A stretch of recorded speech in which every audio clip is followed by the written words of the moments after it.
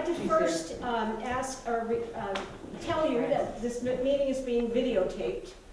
If you're in a witness protection program, that's I a make a joke. motion to vacate. And they can recognize the back of your head, you're probably in trouble. But everyone else is just fine. And we are being taped to, it's going to be put online, so this meeting can be accessed by people that couldn't be here tonight. So at this point, I'd like to ask you to rise so that we can pledge allegiance. I pledge Allegiance to the flag of the United States of America and to the republic for which it stands, one nation, under God, indivisible, with liberty and justice for all. Thank you. We have our speaker for tonight, and I'd like to ask Kathy to introduce. If anybody wants to buy more raffle tickets, they're $10. They're used to pay for the hall. But at this point, I'll turn it over. Okay. All right. Thank you all for coming. Really appreciate it. Change of venue, change of time. Dr. Raul Garcia is running for the U.S. Senate to unseat Maria Campa.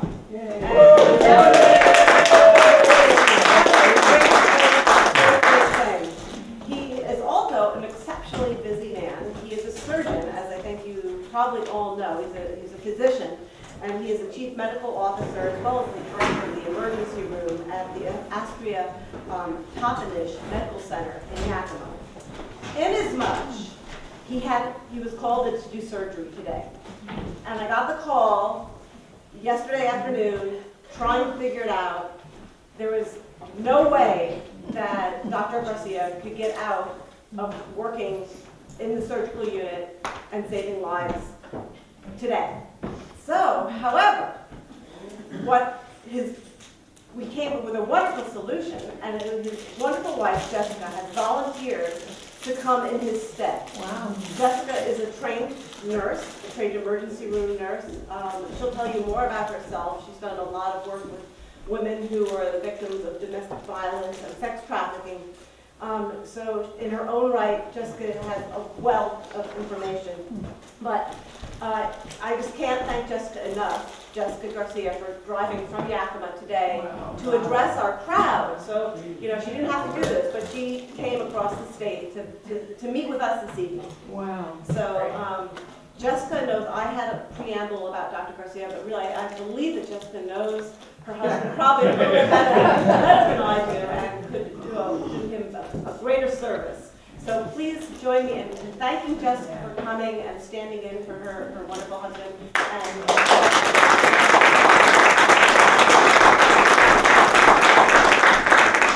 Well, hello.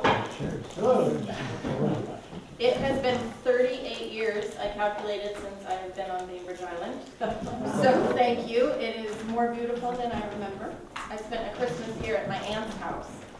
So my name is Jessica Garcia, and I am here representing my husband, Raul Garcia, who is running for the United States Senate to unseat Maria Campa. Yay! So it has gotten to the point where we are to divide and conquer, which I guess is good in this Senate race. That means that word is spreading and we're getting more busy by the minute. I was telling Jackie it's sort of like drinking out of 3 fire hoses all at the same time. So I have a story. Late August 2019, I'm standing in my kitchen and I'm doing mom things, loading the dishwasher. And it's a late August, the sun's going down, it's a beautiful evening, and I hear this loud pounding on our front door. So I quit doing what I'm doing, and I walk around the corner of our kitchen, and I am stopped dead in my tracks. As fast as I want to get to that door, I also feel like my feet are cemented into the ground. Our front door has a large window in it, so you can always see what you're approaching. So 2 weeks prior to this night in August, my son, our oldest son, Devin, and I were in a pivotal fight in our kitchen. He stands about this tall and he's a big boy. and he had me pinned up against our counter. And he's screaming at me. He is telling me the most awful things that as a mother you could possibly hear. I was a terrible mom. He hated me. He would never forgive me. And it was in that moment that I knew I was not safe in my home, and neither were my other children. Devin's 30-pill-a-day fentanyl addiction had completely taken over our lives.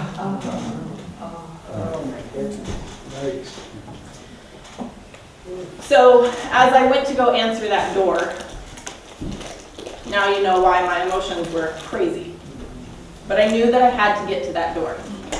And as I opened the door, I saw my child completely broken.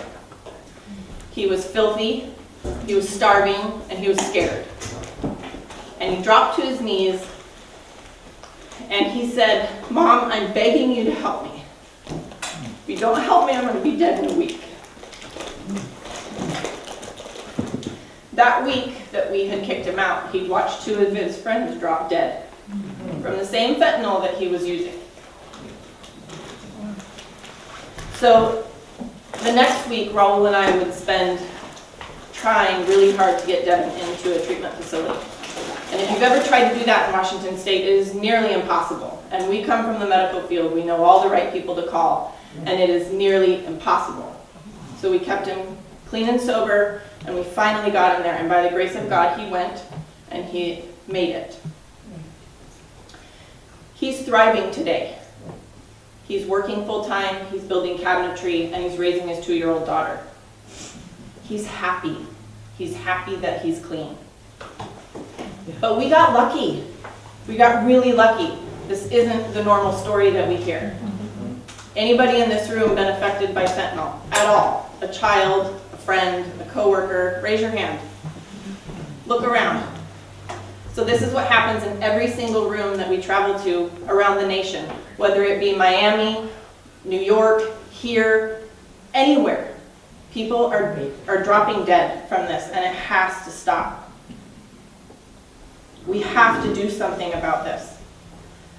There is a massive fentanyl crisis. Every 4 minutes and 50 seconds, someone is dropping dead of fentanyl. So since I started talking to now, we've lost 1 person, and 1 person is working their way to death.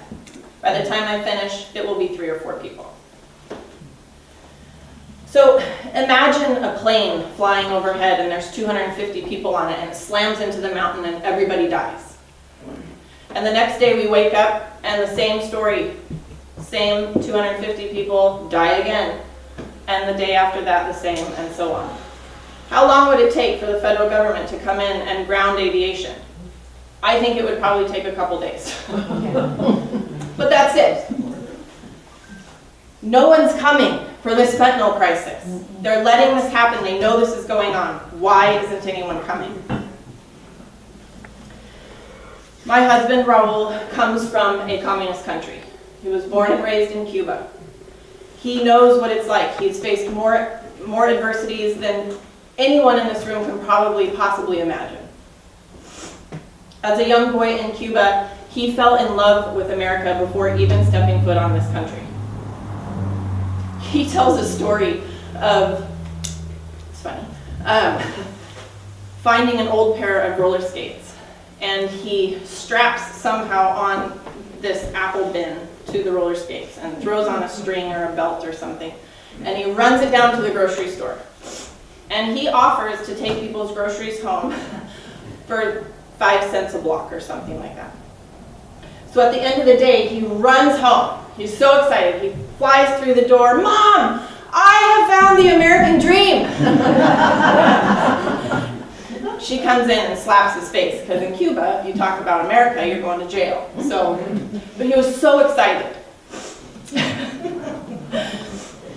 Raul was forced to practice religion in secrecy. If you go into any Cuban home, they still do it to this day. Either under the bed or in the closet, there is some kind of little shrine. Most Cubans are Catholic, and they're still doing that. We have one in our home. But they were forced to do that in secrecy.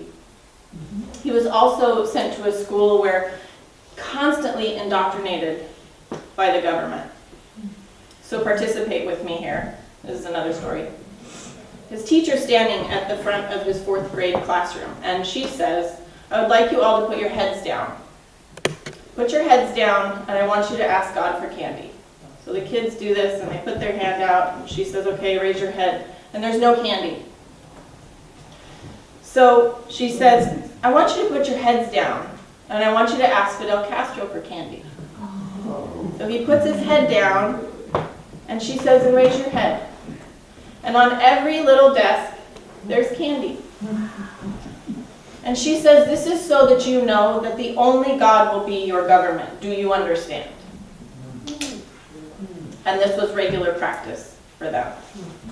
Raul's family farm and tobacco plantation was seized by Fidel Castro. They came in one day and said, "Our resources are better than you, you're out." They split up their farm, divvied it up. They let them manage the farm, but that was it. They took everything.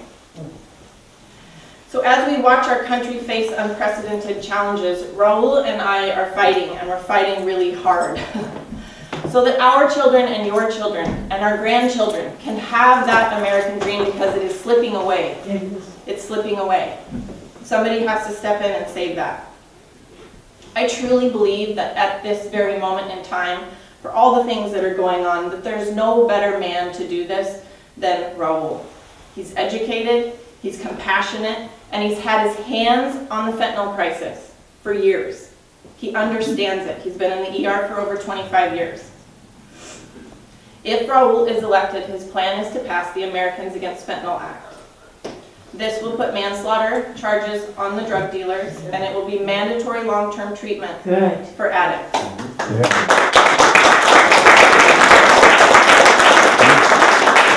But in that program, there will be mental health counseling. There will be job training. There will be a way to get these folks back into society. But you have to remove the dealers. You have to do something with them, or else we just go right back into where they were before. This is a really uniting message. So Raul and I have watched other Senate races, other gubernatorial races, races around the state, around the nation, and we're really trying to focus on things that were missed. So we're really focusing on the I-5 corridor. It's really important. If you look at the numbers, you have to. You have to. So what Raul is offering is a government of solutions. He's a solution-oriented physician. He's been doing this for years. He wants to cut the bureaucracy. He wants to be able to get a project done in a reasonable amount of time. And he wants to be your representation that is present. He doesn't want to show up on Facebook once every 6 years for a photo opportunity. This is our best chance. And the more that I see elections, it's kind of like once you see it, you can't unsee it. We have a real chance here. It's like a chess game, and this is our move. There's a move to be had here. This race is winnable, and Maria Cantwell is very beatable. So the last poll that we did, we are 8 points behind Maria in May. The last Senate race, to give you an idea, she was 20 points behind in August. It's May. We're 8 points behind. This is really great. We're gaining ground all the time. We need name recognition, and we need it everywhere. It takes money to do that. We need money. You guys know where we live. We live in Washington State. Getting money for a Republican race of any kind, especially right now, has been really hard. So we are asking for your support of any kind. $5, $10, $1,000, whatever you want to give. But we need help, and we want to win by the primary so that we can show her game on. You can attack, you can do whatever you want, but we are winning this race. We also need your voice. We need you to get on social media, even if you hate it. I understand. It's a beast. But we need people to share it. There's algorithms that if people share within a certain amount of time, then it goes a certain, I'm not an AI or a techie person, but that's what I've been told. And we need you to proxy our campaign. We need you to talk about it everywhere we go, everywhere you go. I know it gets old, but I mean, we're doing it. We need you guys to do it. This isn't just our race, it's your race too. I enjoy Ronald Reagan. I enjoy hearing my husband talk about him. He just loves him. And I have heard that as a Democrat turned Republican, he said, and I thought this was important, he said there is no left or right. There's only up and down. And our country is down. And we need you guys to fight with us. We need a strong, powerful team, and I can't do it alone. Raul can't do it alone. We need you to fight with us to get us in the right direction. Thank you.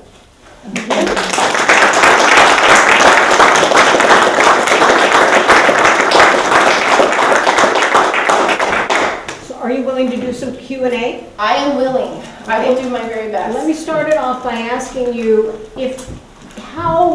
what do we have to do to get it on social media? Are you talking about, like, I just send a note to my son, or do you have a website? Exactly what would we need to do? Yep, so we have Facebook, we have Instagram, we have Twitter and TikTok.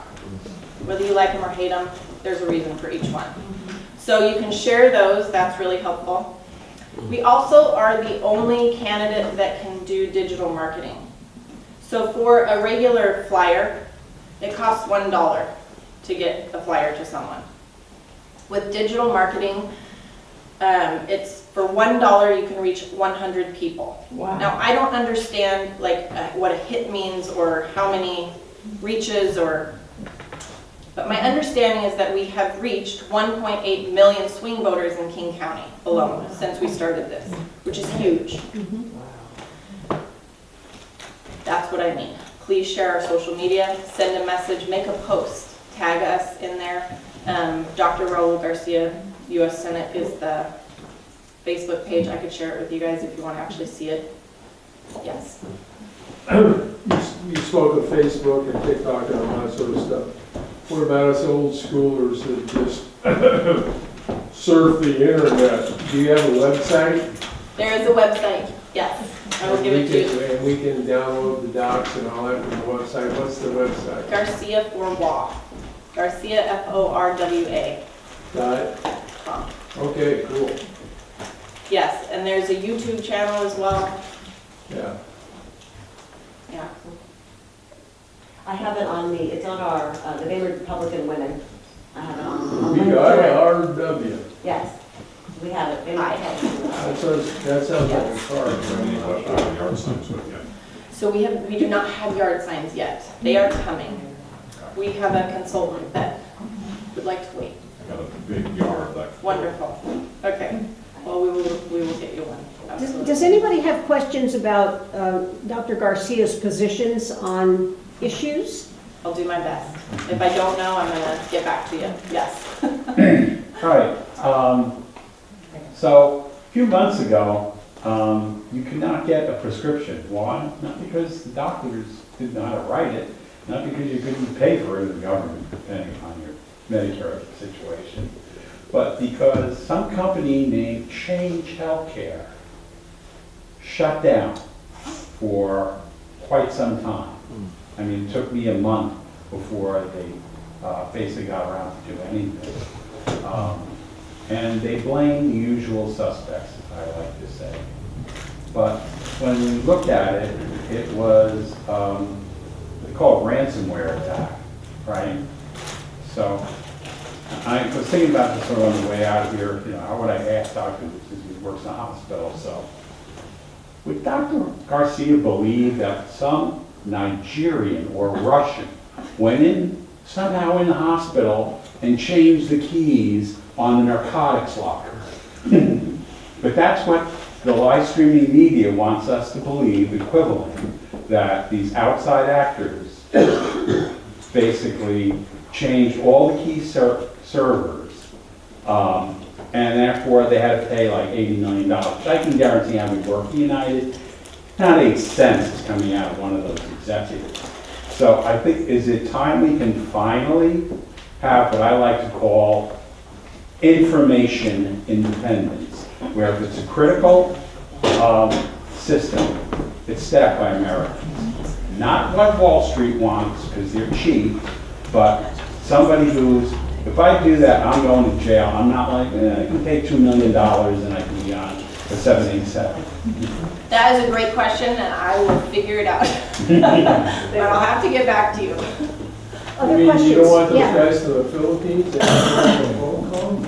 Okay, go ahead, Linda. I'm just wondering, I know you're both in the medical field, how does Dr. Garcia feel about what happened during the mandates? About happened, what Oh, happened? mandates. Would you repeat the question so that? Yeah, she's asking about how he feels about mandates. Very much against any mandate. He really believes in educating, give you all the information, and let you make a decision for yourself. So, very much against mandates. Go ahead. Obamacare, Yeah, thoughts?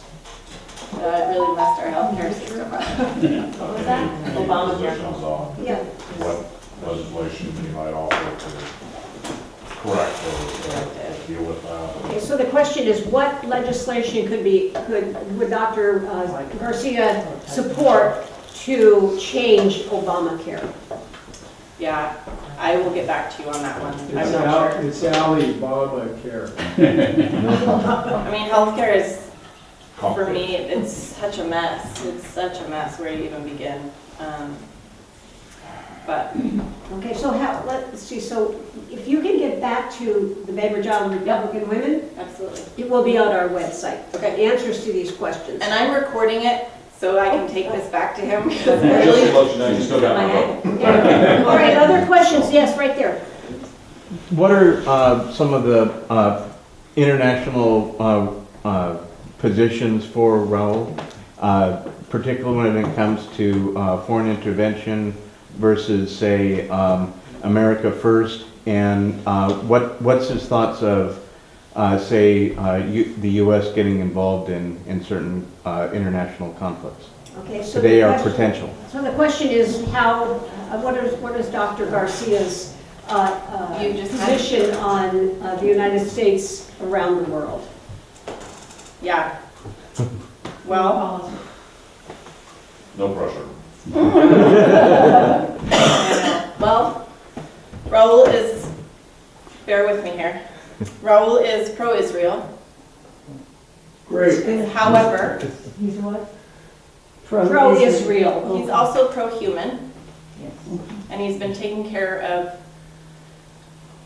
patients for 25 years. So he would love for Israel to surgically remove Hamas rather than going after kids and women. I think it's a really difficult conversation. It's been going on at my dinner table for a long time, and Ukraine. yeah, we've given a lot of money. So the question is, what about Ukraine? First of all, I'm giggling because he told me, "You're not going to ask you hard questions." I can do this. He was going to be here. Oh my God, but again, if you ask the question, we Yeah, will I'll get get an back to answer you. and we will put it on our website. So you can answer the question even if, and I hate to put you on the spot, Jessica, because I know that you're just doing your best. I'm the proxy. But we will, once you ask him to give us the Yeah. answers, we'll get them on our website. Jamie? I'm a physician. I'm boarded in interventional pain as well as addiction medicine.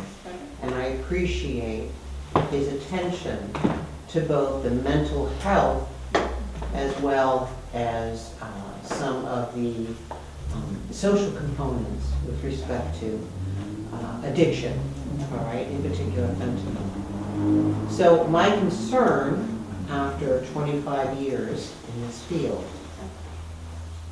is that there is a complex that has tentacles that have no incentive to fixing the problem. The same way that literally billions of dollars have been put into, say, the homeless problem, and that has not been resolved. Yes. Now, with respect to the fentanyl issue, all right, coming from Southern California, I did my own due diligence working through Kaiser. And I went and I became boarded in addiction medicine so that those patients that I was taking care of, I could then detox. I was disciplined by Kaiser for that because they would rather just cut those patients off. There is no incentive within the medical establishment to take care of a problem that in some cases they created. Number one. Number two. Jamie, if you're gonna go on, I like this. No. Stand up and face the audience, would you please, so they can be sure to hear you? Okay. Because what you're saying is important, but come around and face, I don't want to. loud I'm voice. trying to stay within her lane because. Okay, loud voice, that's all. Okay. So the next thing I need to get from you and get from him, via you, is this is not the standard make a law. They could solve this problem. The reason they don't is because they don't want to. There is too much money to be made vis-a-vis smuggling and the cartels, which are now running out of the reservations in Washington state. All right? There is too much money. It is not just a mental health issue. It is also a legal issue. It is going to the DAs and making sure that whatever additional RICO charges that can be made, they are made and they stick, and these people are taken out. Because if my dog bites somebody, I am liable. If my kid sells fentanyl and somebody else's kid dies, there should be a special stipulation that that child is responsible. Yeah. Okay? So it is not just a mental health issue. All right? The tentacles are widespread. The reason, and we're not going to go into the meta problem of this being a second opium war at this point. All right? This is chemical warfare against us. All right? If you look at the number of people who are killed every year, it is greater than all of the deaths from the Vietnam War. Okay? So I really need, as a physician, I've taken care of patients. I have reversed patients who are ODing, okay? But it is not just a medical issue. It's not just a mental health issue. No. All right? So I need more of a comprehensive answer as to what it is that he's going to do. It's not just passing a law. It is some kind of wholesale reform vis-a-vis legal, vis-a-vis. Well, you said it, right? You said it. We need prosecutors that actually prosecute. You need leadership at the border. True leadership at the border.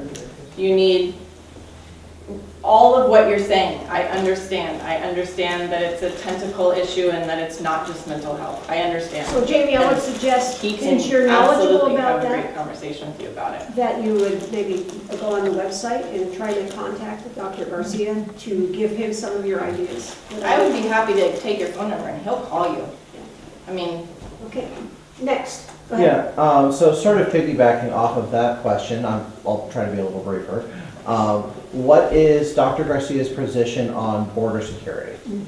yeah, he absolutely believes that you need to vet people that are coming in. This is ridiculous.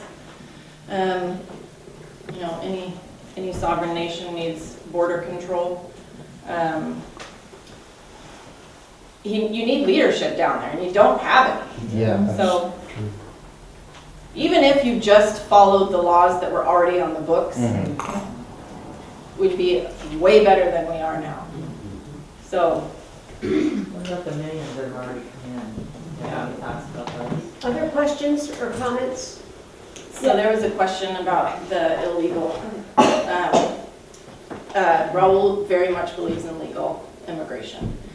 He does believe that, you know, if you've been here for a certain amount of time, maybe start a program where there's a sponsor of an employee or an employer, family, something, if you've, not gotten any legal trouble and, you've been paying your taxes. So citizenship or ability to work or? I can hear him talking. He would like a residency, but not necessarily a citizenship. Okay, Jackie? Could you tell us a few of the endorsements that you've had and some of the process that you've gone through? You mentioned to me going to Washington DC and meeting with people who were in the Senate and that they were really enthusiastic about Raul's candidacy. So maybe you could fill us in a little bit on that. Yeah, so we were contacted by the National Senate Committee and asked to run for U.S. Senate. This happened after Raul had pulled out of the gubernatorial race. So we were able to go down to DC and we met with quite a few senators, which was a really great experience for me. We sat with Rick Scott, and he's such a smart man. He gave great advice, and he talked to us about his original run for Senate, and he said that he won on one topic, and that was jobs. It was a uniting topic that everyone could get on board with. And so when we started talking about the fentanyl crisis and Raul's background, he said, this is your winning topic. This is a united message. This isn't anything other than that, other than helping every Washingtonian. Everybody can get on board. So that was the message from Rick Scott. We met with Rand Paul. It was all about the budget. Very strict about the budget. And You got the endorsement of the Washington. yes, we did. We got the endorsement from the state party, and that was important to the national committee as well. Raul has been endorsed by most legislators. I don't know. I should have brought that list if you wanted it. It's really long. Does he have a primary opponent? So there was a gentleman at the state convention, Isaac Holick. He's running as a Republican. I don't believe that he has filed yet. And then Maria. Okay. So Yeah, let me call on Francis. How did Raul get out of Cuba? yeah, his mom applied to get out 12 years before they left. Wow. So they finally got out because he had family members in Miami, and they knew someone in Spain that owned hotels. So the owner of the hotel contacted Cuba and paid for them to go to Spain. Oh, how cool. So they flew out, he and his mother, to Spain. They were there for 1 year and then shot to Miami. Wow. Yeah. Yes, go ahead. In 22, quite a few of our Republican candidates didn't make it, and it's because the Democrats were using the whole abortion issue. How's Dr. Garcia going to, Deal with that. deal with that so that we're not alienating everybody? So the question is, how is Dr. Garcia going to deal with the abortion issue to not alienate the various factions and people with various points of view? Yeah, it's a hard one. We live in Washington, and if we're talking about abortion, we're losing. Yeah. So we can do that. Raul's a scientist, so for him, life starts at conception, whether you want to call it a little cell or a zygote or whatever you want to call it. He's also a physician. And so we have 5 children. You know where we stand. But he couldn't get behind a federal ban of abortion. So he couldn't get behind a federal ban, but he would be in favor of doing something state by state, or each state having the I think that's fair. leeway to do what they I think want. that's fair. Well, that's what it is That's now what after it Roe is. went away. So Okay. it's Just just as it should be constitutionally. How about other questions? Yeah, let's see. I Go ahead. I'd like to find out, how's his, I'll be next. what's his plan for juggling his duties? How's his doctor's responsibilities gonna change if he becomes elected? Yeah, there's a rule, I guess, that if you are a senator, you can no longer practice medicine and you can no longer practice law. So, that's my understanding. He will be done. Yikes. Wow. Practicing law, wow. Yes, sir? It's not a question, but I'd like to announce something that gives me peace of mind in Garcia, and that is being on the Cuba thing, being from Cuba. He's seen the terror of communism happen, and of course, us in the U.S., we see the dark shadow that creeping on us now. Yeah. So I really like that he's seen the destruction himself, and he might have a good sense of the bad smells that are coming our way. Other questions or comments? Yes, go ahead. How is he fiscally responsible? Or how does he feel about our budget, we're like $1 trillion in interest we're paying a year in our national budget? I mean, Yeah. That's outrageous. Yes. I can tell you that Did you while, hear the question? is he fiscally responsible? Does he believe in fiscal responsibility? In a nutshell. He does his exercises. Okay, go ahead. You know, when he sat down with Rand Paul, and he really very much enjoyed that conversation, and there was a back and forth of basically, any sort of budget question, please come to me. It does concern Raul. We're spending money we don't have. Absolutely, yeah. I mean, watching that rise all the time is frightening. Yes. As potentially to become one of the most powerful people in all the world, what Senate committee would he be, or committees would he be most interested in joining? And also, what would he do to hold back or cut the power of the swamp or the federal government, the executive branch? I'm gonna let him get back to you and answer that. This is gonna make me be really prepared for the next time. Okay, other questions? Yeah, go On a ahead. lighter note, guns. Yeah. On a lighter note. So Raul's uncle was found at a home in Cuba where there was a weapon, and all of those men were put up against the firing squad except for his uncle. Raul's very supportive of the Second Amendment. Very much so. Weapon including what some might consider assault weapons, or He can get back to you on that one. Why was his uncle spared? Yeah. He didn't live in the home, was my understanding. The other people did. He was put in jail for a couple of weeks. That's all I know. Other place, gosh. Other questions, comments? Yes, please go ahead. Just gonna ask a question, since as a senator's wife, everybody picks a pet project. What would be yours? Yeah. I was a single mom for a long time. I also worked as a sexual assault nurse for about 15 years. So my passion is in that area of some kind. I don't know what a senator's wife does. So I'm very involved in his campaign. I've really enjoyed the journey of learning.